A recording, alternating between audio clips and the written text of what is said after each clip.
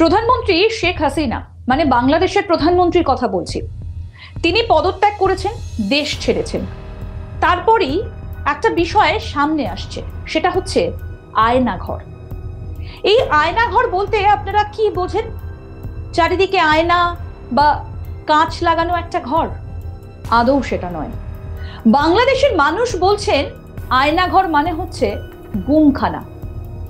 হাসিনার শাসনকাল অর্থাৎ 2009 সাল থেকে 2021 সালের সেপ্টেম্বর মাস পর্যন্ত সেখানে নাকি প্রচুর মানুষকে বন্দি করে রাখা হতো।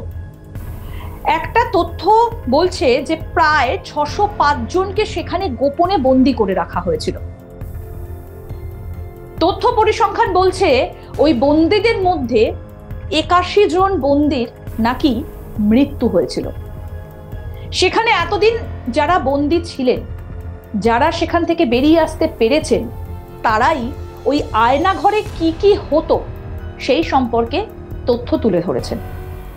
আর সেই বিষয়ে যদি আপনারা জানতে চান তাহলে পুরো ভিডিওটা আপনাদের দেখতে হবে। লাইক করুন, শেয়ার করুন, কমেন্ট করুন, আজ তাক বাংলার ইউটিউব চ্যানেল সাবস্ক্রাইব করুন।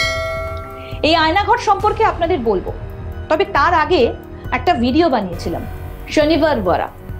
এই শনিবার ওয়ারা যেটা রয়েছে মহারাষ্ট্রে, কি হতো সেখানে? সেখানে গেলে এখনো কার আর্তচিৎকার শোনা যায় দেখেছেন কি? যদি না দেখে থাকেন সেই ভিডিওটা, তাহলে আই বাটনটা একবার প্রেস করুন আর জেনে নিন শনিবার ওয়ারার অজানা ইতিহাস। নিচের ডেসক্রিপশনেও লিংক দেওয়া রইল। তাহলে চলুন আপাতত আমরা যাই বাংলাদেশে আয়নাঘরে। ইতিমধ্যেই বেশ কয়েকজন মুক্তি পেয়েছেন ওই আয়নাঘর থেকে। তাদেরই বেশ কয়েকজনের বক্তব্য সামনে এসেছে। কি হতো আয়নাঘরে সেই বিষয়ে এবার আপনাদেরকে বলবো। আয়নাঘর হলো এক ধরনের গোপন গুমখানা, এবং এই গুমখানার দায়িত্বে কারা রয়েছে জানেন? গুমখানার দায়িত্বে রয়েছে বাংলাদেশের প্রতিরক্ষা বাহিনীর গোয়েন্দা শাখা ডিরেক্টর জেনারেল অফ ফোর্সের ইন্টেলিজেন্স অর্থাৎ ডিজিএফআই। এই আয়নাঘরের কথা প্রথম জানা যায় বছর দুয়েক আগে, মানে 2022 সালে। কিভাবে? 2022 সালের আগস্টে সুইডেনের একটা সংবাদ মাধ্যম নেত্রা নিউজ, তারা একটা অন্তর্তদন্তমূলক একটা ভিডিও তারা প্রকাশ করেছিল। সেই ভিডিওটা পুনরায় আবার প্রকাশ করে হচ্ছে বিএনপি। আর তাতেই শোনা গিয়েছে যে আয়নাঘর থেকে বেঁচে ফিরে আসা দুই প্রাক্তন বন্দির তাদের অভিজ্ঞতার কথা। তারা বলছেন আয়নাঘরটা হচ্ছে ঢাকা শহরে ডিজিএফআই এর সদর দপ্তরের ঠিক পেছনে। সেখান থেকে যারা ছাড়া পেয়েছেন, একজন প্রাক্তন বন্দী তিনি বলছেন উত্তরে 14 তলা বিল্ডিং, দক্ষিণে রয়েছে মেস বি, পূর্ব দিকে কয়েকটা সরকারি দপ্তর, আর পশ্চিম দিকে ডিজিএফআই এর ফাঁকা ছাউনি। উত্তর পূর্বে ডিজিএফআই এর মসজিদও সেখানে রয়েছে, আর ঠিক মাঝখানে একটা মাঠ। সেই মাঠের মধ্যেই রয়েছে ওই আয়নাঘর, মানে গুমঘর, যা ছদ্মনাম আয়নাঘর। যিনি এই বিবরণটা দিয়েছেন তিনি হচ্ছেন বাংলাদেশের প্রাক্তন সেনা কর্মকর্তা হাসিনুর রহমান। তিনি দুবার গুম হয়েছিলেন, ওই আয়নাঘরে ছিলেন তিনি। হাসিনুর বলছেন আয়নাঘরের অবস্থানটা তিনি কিভাবে বুঝতে পেরেছিলেন। তিনি বুঝেছিলেন যে শৌচাগারের যে কোমোড রয়েছে সেই কোমোডের ওপর তিনি উঠে দাঁড়িয়ে দেওয়ালে লাগানো যে এক্সস্ট ফ্যান, সেই ফ্যানের গর্তে তিনি চোখ রেখেছিলেন। আর তারপর তিনি দেখেন ওই জায়গাটা, তিনি কর্মসূত্রে ওই জায়গাটাতে আগে এসেছিলেন, যে কারণে তিনি ওটা বুঝতে পেরে গিয়েছিলেন। এবং তার চোখের সামনে ফুটে উঠেছে আয়নাঘরের অন্দরমহল। দুটো ভাগ রয়েছে, একটা 16 কুঠুরির পুরনো ভাগ, মানে পুরনো বিল্ডিং বা বিভাগ বলা যেতে পারে, আরেকটা হচ্ছে 10 কুঠুরির। প্রত্যেকটা ঘরে শব্দরহিত, মানে শব্দ পাস করবে না। কিরকম? ভেতরের আওয়াজ যাতে বাইরে না যায় তার জন্য প্রত্যেকটা 5টা ঘর পিছু 2টো করে এক্সস্ট ফ্যান লাগানো। 10টা কুঠুরির যে নতুন ডিপার্টমেন্টটা রয়েছে সেটাতে এক্সস্ট ফ্যান ছিল বলে জানিয়েছেন হাসিনুর। এক্সস্ট ফ্যানের কথা আরো একজন বলেছেন, কে? তিনিও বন্দী ছিলেন, শেখ মোহাম্মদ সেলিম হোসেন। তিনি বলছেন ফ্যানগুলো দিনে একবার বন্ধ হতো, আর বন্ধ হলে কান্নার শব্দ শোনা যেত। কত লোক সেখানে কাঁদছে, কোনো জায়গা দিয়ে হেঁটে যাবার সময় আওয়াজটা হঠাৎ করে বেড়ে যেত। আয়নাঘরের ঘরগুলোতে সূর্যের আলো পৌঁছতো না। 10 ফুট বাই 10 ফুট চৌকো ঘর, উঁচু ছাদ, আর ওপরে থাকতো সেই এক্সস্ট ফ্যান, একটা ছোট্ট আলো, বোঝা যেত না দিন কি রাত। শুধু 2টো দরজা, একটা কাঠের একটা লোহার, খাঁচার মতো অনেকটা। আর তাতে একটা গোল গর্ত থাকতো, যেখান থেকে প্রহরীরা দেখে নিতেন ভেতরে কি কি হচ্ছে। আয়নাঘরের প্রহরার দায়িত্বে কারা থাকতেন?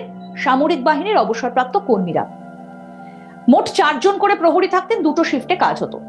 তাদের কাজ ছিল বন্দীদের মুখে কাপড় বেঁধে শৌচাগারে নিয়ে যাওয়া, শৌচাগার থেকে নিয়ে আসা যাতে তারা বুঝতে না পারে কোথায় কি হচ্ছে, এবং একই সময় এক জায়গায় একাধিক বন্দী এসে পড়লে কেউ কাউকে দেখতে পেত না, এমনিতে চিনতে না পারে সেজন্য চোখ বেঁধে নিয়ে যাওয়া হতো। জিজ্ঞাসাবাদের জন্য ছিল আলাদা ঘর, সেই ঘরগুলোকে বলা হতো টর্চার রুম। অকথ্যভাবে তাদের ওপর অত্যাচার চলতো, কখনো খেতে দেওয়া হতো না, কখনো বা প্রচুর খাবার দেওয়া হতো, ভরা পেটে তাদেরকে আবার খাওয়ানো হতো। হাসিনার শাসনকালে 2009 সাল থেকে 2021 সালের সেপ্টেম্বর পর্যন্ত সেখানে মোট 605 জনকে গোপনে বন্দী রাখা হয়েছিল।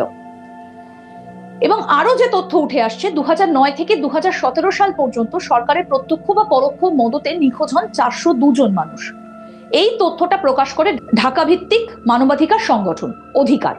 2014 থেকে জুলাইয়ের থেকে 2019 সাল পর্যন্ত বাংলাদেশের 344 জন ব্যক্তি এই আয়নাঘরে ছিলেন, এবং তাদের মধ্যে 40 জনকে মৃত অবস্থায় পাওয়া যায়, 66 জনকে সরকারি হেফাজতে গ্রেপ্তার অবস্থায় পাওয়া গেছে, এবং আইন এবং আরো বেশ নানা রকম তথ্য যেগুলো বলছে 203 জন এখনো পর্যন্ত গুম রয়েছেন। যারা দীর্ঘদিন গুম থাকার পর ফিরে এসেছেন তারা কিন্তু সেখানকার ব্যাপারে একটা মৌনতা অবলম্বন করছেন, কারণ সাধারণ মানুষদের গুম করে রাখা হতো আয়নাঘরে এবং তাদেরকে বলা হতো ছাড়লে যেন তারা কাউকেই সেই কথা না জানান। একাধিক তথ্য উঠে এসেছে কিভাবে তাদেরকে সেখানে রাখা হতো, ছোট ছোট কুঠুরি এবং অনেক উঁচু উঁচু ছাদ, যাতে একটা ঘরে থাকা মানুষ আরেকটা ঘরে মানে পাশের ঘরের মানুষের সঙ্গে কোনো রকম কোনো কথা বলতে না পারে।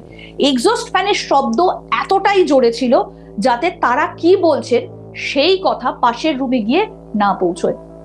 একজন মুক্তিপ্রাপ্ত যিনি ওই গুম ঘরে ছিলেন তিনি কি বলছেন? তিনি বলছেন এক্সস্ট ফ্যান 30 মিনিটের জন্য বন্ধ হতো দিনে একবার, তখন দেওয়াল চাপড়ে তারা কথা বলতেন, এপারের কথা ওপারের মানুষকে বোঝাতেন, ওপারের মানুষ এপারে তাদের কথা বোঝাতেন।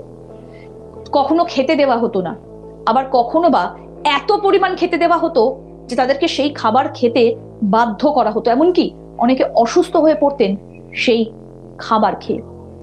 এই হচ্ছে আয়নাঘর, আর ভেতরে সেখানে প্রায় 60 জনের মতো যাদেরকে গুম ঘরে এনে রাখা হয়েছিল, মানে সেই আয়নাঘরে মৃত অবস্থায় পাওয়া যায়। জিজ্ঞাসাবাদের জন্য আলাদা রুম ছিল, যেটাকে বন্দি দশা থেকে মুক্তি হয়ে যারা বলছেন টর্চার রুম। ভাবুন, শেখ হাসিনার সময়কালে নাকি এই আয়নাঘর সামনে এসেছিল, এই আয়নাঘর তৈরি করা হয়েছিল। কেমন লাগলো এই তথ্য অবশ্যই জানাবেন, লাইক করবেন, শেয়ার করবেন, কমেন্ট করবেন। দেখতে থাকুন আজ তাক বাংলার ইউটিউব চ্যানেল, সাবস্ক্রাইব করুন।